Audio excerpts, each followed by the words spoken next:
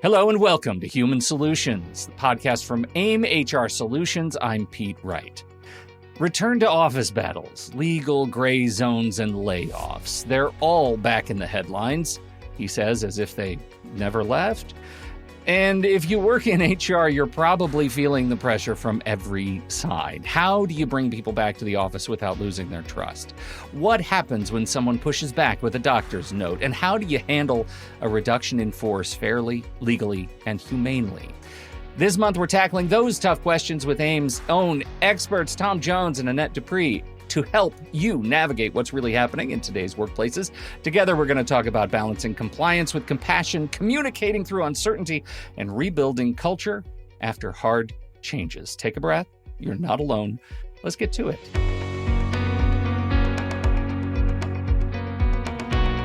Annette Dupree, Tom Jones. Hello, hello, hello. It's good to see you both. Hello, you. Hello. Let us dig right in. We're going to talk about return to office. It seems like a contentious thing after creating a culture of being able to work from home. And now we're trying to figure out, hey, let's get everybody back together. Let's take advantage of having people in space together and the camaraderie and the creativity that comes from these things. So how do you frame return to office messaging so people don't see it as punitive? Instead, that they understand there's a business need behind it. Annette, why don't you kick us off? You're a first-timer. Exactly. Yes. Thanks for having me. So, yes, it absolutely starts with the mindset. And that mindset is that this isn't about control. It's not about oversight. It's not about lack of trust. And it's probably working. So why are we, making it negative when it's overall positive? So the message is, let's reconnect, let's belong together, reconnection, belonging, that's the plan. Let's rebuild the energy that makes us the team we are and thrive. So what happens differently when you get people back in the office? There's strong reasoning behind it. Energy, creativity is increased, learning is better. There's a focus for customers that doesn't exist when you don't have people on the teams aligned and connected with the customers. Career development, you may not have thought of that one. Face-to-face time is better for mentoring. It's better for visibility and advancement. It's hard to stand up in a crowd when you're home working on a computer instead of in the office being visible. And collaboration is the key to fueling personal growth and creativity. So it's building teams, it's learning, it's energy. Now, one of the other key facts is you have to be clear and clarify the expectations. What are we going to do here? Here's the plan. Here's the number of days. Here's the number of hours. So things to think about. Are we going to do it gradually? Are we going to phase it in? Are we just going to go cold turkey and go all the way? Will we reassess it in 60 days and see if it's working? What kind of flexible schedules can we come up with for temporary or permanent basis for people who need those accommodations while they go from a hybrid to a return to office environment? There might be workplace comfort issues. Their office may be too cold or too hot or their chair doesn't work. Those are the types of things that you can talk to them about and see if you can improve the in-office experience for them. So do some fun things. Have welcome back lunches, have welcome back breakfast, do some team building things. Show that camaraderie and connection is important and does make sense. It is an interesting place where we are having to test going back to work after building so many habits. But there was a time where we just went to work, and so readjusting to that is complicated. What I hear is from folks who don't like the RTOs is, look, it's actually great. I'm still able to connect. I'm more efficient. I am vastly less stressed. And so far, employer, you're not making a strong enough case to make me want to come back. It feels like you're making a case for you and not for me. And if this is a you problem, then you should deal with it. It's not a me problem. Tom, how do you want to respond to that? Well, I mean, that raises the whole question about, can you require people to come back to work? And ultimately, and you can. You can say this is the terms and conditions of employment. We work here, we do this, the nature of the job is you must be into. A lot of the issues Annette just touched on are really crucial about having a team together in the workplace. But obviously there are caveats to that. One of the things you think about would be disabilities. And there might be physical, other health developments that have occurred over time. I mean, one of the difficult things with the pandemic is a lot of people adjusted their lives to working from home. And they got used to it. And as long as they met what you just said, they were efficient. They showed up, they did the job. They met the requirements of the job. And it gets hard to sell in their minds, why should I be back at work? I'm doing great here. And so there are certainly the concerns that you can do. You can, did you let people move to other states during the pandemic? Then there's whole tax implications. There's all these complicated things. You may have thought you were being a good employer at the time, saying, gee, Annette, you can go live in Colorado. And then all of a sudden we need Annette here in the office. You've kind of hit her with a double whammy. And it makes it much harder for a lot of people to understand and get empathy for the company and coming back to work. But does the employee have a valid reason for refusing? If they don't, you can certainly say, look, July 1st, we'll be back at work. You have to be here. Even if, and I think this is an area of constraint. You already said it. Even if you end up paying interest on a bad debt of goodwill that you offered during the pandemic, now you look like the bad guy because you looked like the good guy then. Right. Yeah, you got to remember the pandemic. We all were working middle of March that year. Yeah. And we were all told on Friday, don't come back Monday. We'll see you in a while. Well, it turns out quite a few years in some cases before people came back to work. And so you're right. Everyone had little time to adjust. This time around, there's a huge amount of time to think it through. And so people can come up with reasons why they don't want to go back to work. Exactly what you just said. You were very good back then, and you as an employer may well have done because of emergency, because of we were kind of feeling our way in the dark. We just weren't quite sure what the right course of action was. But now everyone's had a chance to think it through and say, well, gee, I'm comfortable in this lifestyle. Or, getting up at 7:00 in the morning to rush downtown isn't that appealing to me. So I don't want to do it because I can still meet my deadlines from home. I can still meet all the other concerns I have for the job. But if someone's going to say, if you're going to terminate people because if you don't come back to work, we can terminate you, it's going to play out badly on the social media side, potentially. You told me in 2021 that I could leave Massachusetts and move to Nevada.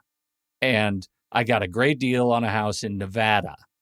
And now I've just been working swing time zone and it's fine. I'm really fine. You're telling me you're going to fire me now because I won't move back to Boston? I know that's the really difficult part of this whole situation because, they can't afford a house back here again, relative to what they gave up. And legally, yes, unless there's some disability or some other related reason as to why they can no longer work in Massachusetts, why they can't come back to work. But in general, the answer is going to be, yeah. But yes, that's a hard message. So I'd leave HR to do that message. Yeah, I was just looking at how you're kicking the can down the street a little bit, Exactly. Tom. So I just want to ask for the recommendation because as you're walking this line, Annette, I come to you and I say, I'm in Nevada and I'm not going to move back to Boston. Your choice from an HR perspective is to say, okay, we made that decision and we're going to let you live in Nevada for the duration of your contract or as long as you work here. Or I'm sorry, we can't do that. What do you recommend organizations consider when making that call? Well, I guess my first reaction is I would hope that they thought that through a little bit at the beginning to say, okay, Henry, if you move to Nevada and we come back to work, you're going to have to come back here. I mean, I would hate to think that a company would require particularly the technology companies. They have people all over the world, literally, and they're not going to go back to return to the office. So I hope that the people who are out of state or in other countries as well are outliers and very different from people who just still stayed in the area but want to work from home. Let's talk then about medical documentation. We have answered questions, I believe, about medical documentation on the show in the past, but this one is a little bit more specific. What if employees provide medical documentation to work from home? And I'm assuming in the context of this return to work scenario, what do you recommend HR teams do to evaluate this situation? Tom? Well, you want to certainly make sure they have the up-to-date job description. Because it may well turn out that Pete's job is no longer doing A, it's now doing B and C. It's just morphed because of technology, because of spatial limitation, whatever the reason might be. It no longer is the same as it was previously. So therefore, we want to make sure you have the new job description before you go get evaluated by a medical professional. So assuming that's the case, you do have an up-to-date one, then you begin the interactive dialogue required under the Americans with Disabilities Act. Okay, can you meet? Can you do part-time? What can you do? How many hours can you do a week? What's the actual limitations? Strikes me as a little incredulous to think that a job must be done from home in most cases. And the mere fact, because of some medical conditions developed while you were working at home, or that wasn't there already in 2020. And there may be some cases where it did happen, where someone has a medical condition that's developed in the last few years and they no longer can work because they can no longer drive a car, they can no longer walk, whatever it might be. That could well be true. But you'd also want to think about what's the business do? If you've been able to work from home for years, maybe that's an argument that makes it much harder for you to sell that with your employee. But if you're a physical hands-on company, like a machine shop or a logistics company or something like that, it's going to be hard to say you can't be. Well, for most people, I'm thinking about if someone were, say, a salesperson, maybe they could. I guess it would matter what the job was at the company, what the company did, and how much flexibility the company could build into it. Because maybe, like Annette was saying earlier, maybe you could look toward a hybrid or a return to a gradual basis, returning people back to the office and see if they'll work with that schedule. You said a phrase that I want to probe on a little bit. Annette, Tom said interactive dialogue in this process, and that seems like something a lawyer would say. So what does an interactive dialogue look like in practice from an HR perspective? Who's in the room? How are you navigating this conversation? And who's involved in the process? Yeah, that's really a great question, Pete, because I do think that a lot of this has to be looked at on an individual basis, regardless of medical or whatnot. But the job itself, the person's performance, the real need to be back in the office, all those things need to be considered without a doubt. But I think that, and of course, now I forget my thought. That's what happens, right? Um, yeah. Well, and this Um, one was specifically on the medical the medical pushback. Like, right. I have a medical need to not come back to work. Yeah, I think Tom said, I think that's going to be pretty hard to prove overall.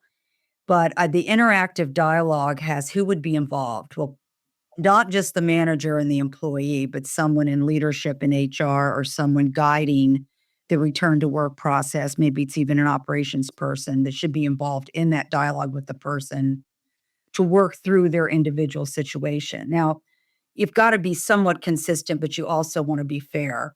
The biggest issue that comes up in my mind, Pete, is the work from home mothers who can't afford childcare, or who can afford childcare, not just mothers who work, but families can't afford it. And that really creates an issue when they're going to have a great loss of income to a daycare facility, if that's even possible. Those are the really tough ones. I think overall for returning to work, or like you said earlier, a lifestyle has been put together for years. And just dropping that is not easy at all. It's difficult for HR, it's difficult for leadership, and it's difficult for the employee. Yeah, it's one of those things that sort of leads into our next question, which is, around, I think a forced sort of, or circumstances force us to do a reduction in force, right? And these are part of those conversations. So how do you document the criteria that you use to produce a reduction in force that you can live with? This is one of these things you want to be proceeding with very careful steps.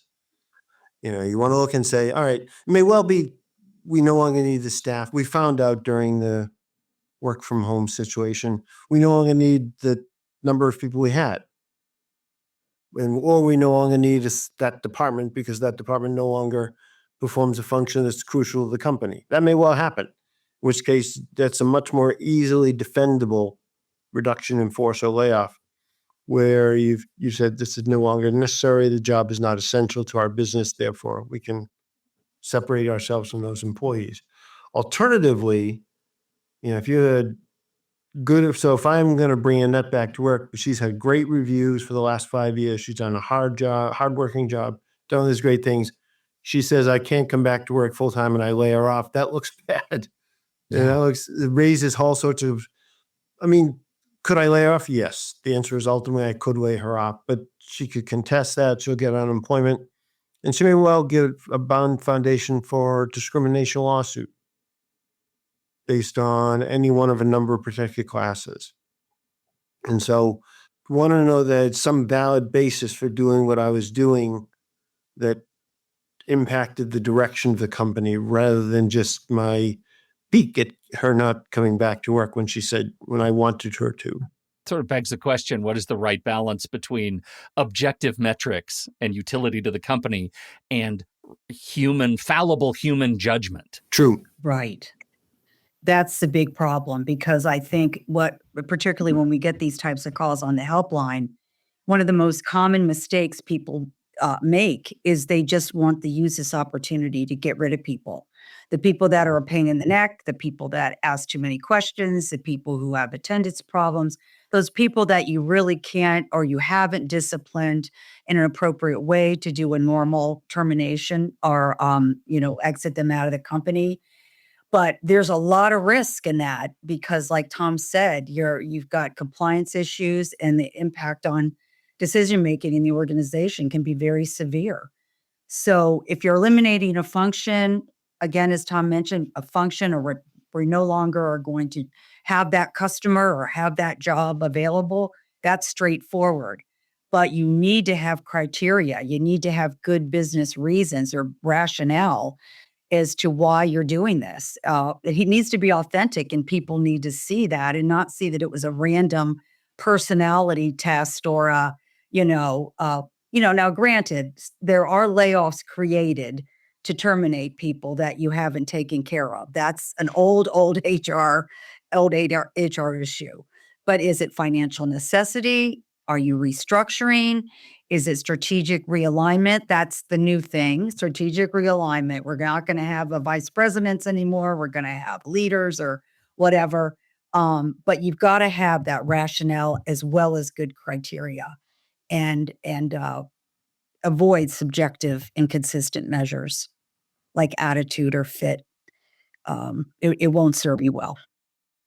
What kind of exposure do we need to be aware of that could hit us from mismanaging the reduction in force sort of announcement or timeline? How are we exposed in how we handle talking about this? Pretty much every state in the country has some form of human rights commission or anti-discrimination commission or anything like that. So certainly anyone who's in a protected class based on race, age, sex, religion, national origin, any of those things, could certainly argue, I've been picked out and singled out because I'm a member of XYZ class, and make that a credible argument for litigation. And I'm sure there will be an attorney in that state who will handle that case, depending on the facts. But if this is the first thing you have, they go look at your personnel file, and your personnel file looks awesome. You've been a great performer and great employee. You have all these thank yous in your file for hard work you did during the pandemic. You bailed us out on this project, all that. That's the type of thing that is just a lawsuit ready to go wrong. So there's legal issues that could show up. Then there's also, you think of social media, which companies people start trashing the company saying, I worked hard there all these years. This is the thanks I got. Sure. That stuff that spreads very, very quickly, depending on the organization. Yeah, depending on, exactly right. I don't know. Annette may have different thoughts too, as other thoughts too. Other ways that the company could handle this issue internally, or it could backfire on the company internally. Yeah, I mean, you do need to be very careful. And I think before you even move forward with your plan, you sit down and look, is there any disproportionate impact? I mean, on things, age, gender, race, all the things that you should be thinking about, and go back and correct your criteria and your communication. People are sitting there, they're thinking, am I next? What's going to happen? So, and we'll talk about that. I think today is the communication so important, as well as the legal side of things. Well, and I think now's a good time to do that, because I think there is a certain, or I guess I asked the question, what is the responsibility of organizations to ensure that employees involved in reduction in force feel taken care of? And that includes things like making sure they are heard, and making sure that the elements that go into them being laid off, like retraining potentially, upskilling, whatever you need to do, what is the responsibility of the organization, and is there legal exposure there too? Probably less legal exposure, but certainly responsibility. So I invite someone back to work, and I could assign them a mentor, for example, who might offer them a new career opportunity, or a chance to move up in the corporate hierarchy, in the office hierarchy. And that may be a very positive thing, because that's an enticement to come back to work. It's also a benefit down the road. It's something over the long term that could be a real future for that person. So that's certainly an option. Just have some sort of career, something that will enhance me as an employee within the organization, is something that may make difference. And also suggest the fact that senior management and HR is actually thinking about what this means for me. They're not just saying, get yourself back here and do your job. They're actually saying, here's a career opportunity. And that may be true, especially if some people can't come back to work. You already mentioned anti-discrimination notices, but we haven't talked about a couple of other key things. Again, from a legal perspective, what is a WARN notice? The federal law came through in 1988, which says that, among other things, if you have 100 or more employees, you must give your workers who are being displaced by layoff advance notice of up to 60 days for that notice to be valid. For that layoff to be legal under the federal law. So you have a company, it's going to be larger companies, typically at least 100 plus employees. They decide they're going to do a layoff, and they say, okay, so it's early October, so January 1st, sure, we'll be doing a layoff. Oh, and that's back. Yes. January 1st, we'll be doing a layoff, and we give you 60 days advance notice for that. The presumption there in part is that you won't, as an employee, you'll be thinking about your future. You won't go out and buy a house. You won't go out and buy a car. You'll be more cautious in how you make decisions about your financial future. So that only applies to companies of 100 or more. So most companies less than 100, which most are in this world, are not going to have an advance notice law that protects them. Okay. They're just going to say, we hope the company will do the right thing. And in most cases, they will do the right thing. But they don't have to give that much advance notice of a layoff. And to what degree are severance discussions included in this layoff discussion? Particularly not too much anymore. Yeah. Not too much anymore. There's two different things you see out there. Severance is one thing, which is a payment of money for years of service, typically. Release of claims is a legal contract in which you give up your legal right to sue the company in return for a payment of a certain amount. So reduction Release of claims is a contract between the employer and the employee to buy your legal rights to sue the company effectively. Severance payment is usually just an agreement that a company has put out there, which it says it will pay X amount of money. Typically, so many years of service, you get a week for every year of service, or 2 years of service, something like that. And there's no legal consequence from the employee's point of view. They don't have to give up their legal rights to sue. They don't have to do anything like that. So it happens. But companies may decide. So if a company says we're going to be laying off all these people, and it turns out they're all over 50 years old, maybe it's worth, we'll just offer a release of claims to them all.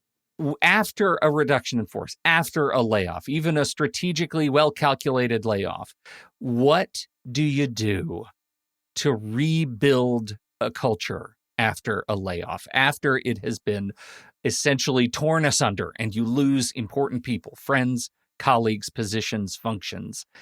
How do you rebuild trust and confidence in leadership that had to make this decision? Well, absolutely. That's one of the hardest, but a very important leadership challenge. That question was posed to me multiple times.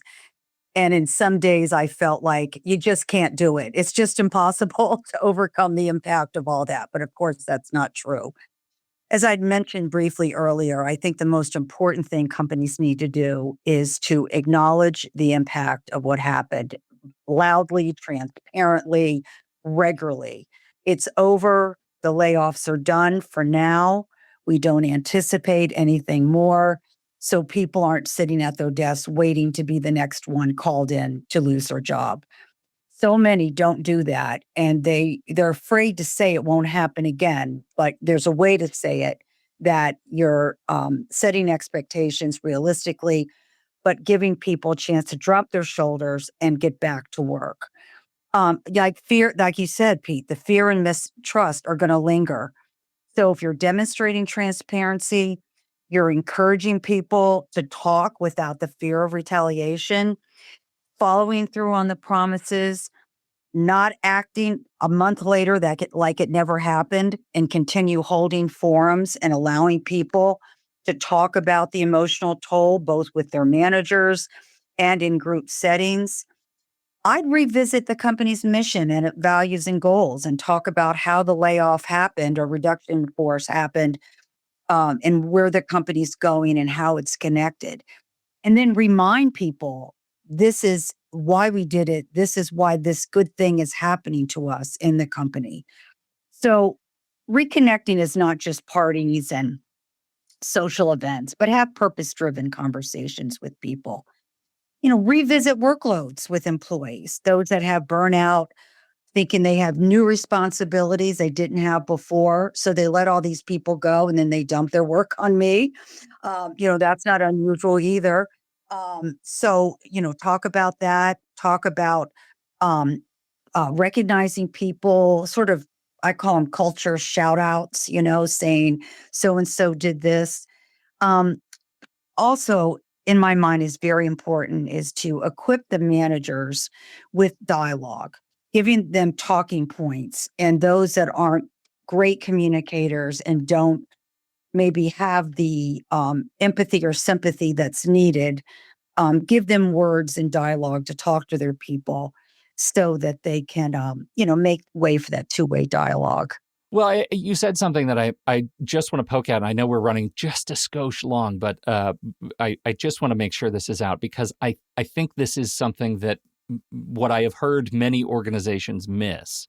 The question is, what metrics matter when a culture is recovering, right? If an organization says, we're doing this for reason XYZ, how much communication do you find is appropriate to document that XYZ is improving as a result of what we did? Are employees, do you find, interested in that going forward? Do they think about it? You made a promise, and are you making good on that promise? Is that important, going forward after a riff like this? Well, absolutely. It's important. I think not actions speak louder than words. That's for sure. So if you're walking the walk and talking the talk of why we did it, here's how we're improving because of it. Here's how we're a better company because of it. We missed people. We're sorry it happened. Those types of things all mixed together, Pete, really to give a full message. But again, don't go back to work 2 weeks later and act like nothing happened.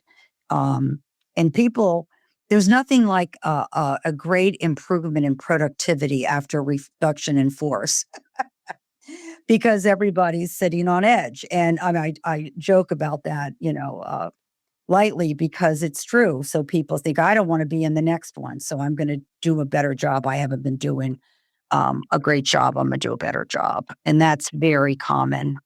Like I say, people are heads down after reduction in force, staying off the radar screen in their minds.